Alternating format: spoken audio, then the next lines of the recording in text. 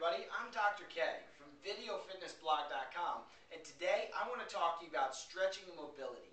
Today's video topic is going to be about when should you stretch. And you know what? There's a really simple answer to this. Everybody tries to overcomplicate stretching or mobility or this or that, and you know what? I don't want to make it that confusing. Let's put it this way, okay? If you're getting really jacked and you don't do any flexibility or mobility work at all, it's time to start working on lengthening muscles. If your posture's rounding forward, if you're hunched up at the shoulders, if your hip flexors feel tight because you sit in an office all day long, you know what? You're going to have to treat your body with the opposite movement to be able to allow it to induce a healing state. But how about even more importantly than that would be symmetry. You know, symmetry is really going to dictate the healing state and strength building state of your entire body. So by working on symmetry always with your mobility exercises, if one hamstring is tighter than the other, stretch the one that's tighter for 3 sets, stretch the one that's looser for 2, and don't go further on the looser side. You see, you can't get more oomph where it doesn't exist. I talk about this all the time, but really this question keeps coming up. So it's important that you understand that your body's balanced side to side, front to back, and top to bottom. If you do this and you work on mobility in that sense and building symmetry and building an equally balanced body, you're always going to be successful with your exercise program. That implication is that you don't squat heavy on one leg instead of the other.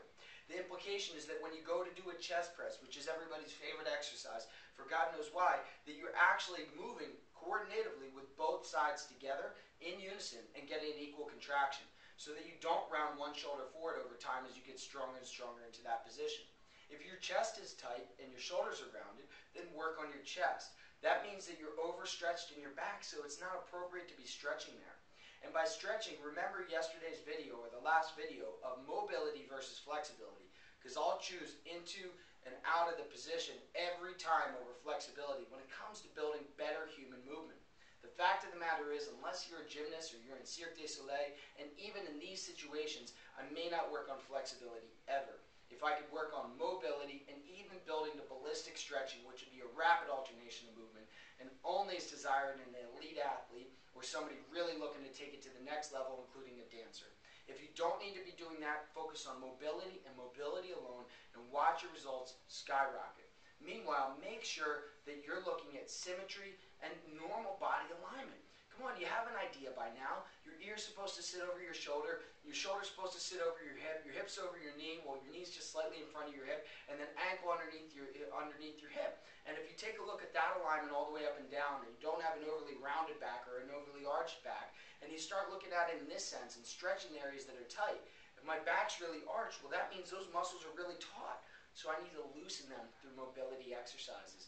I sure hope this stretching and mobility video was very helpful for you.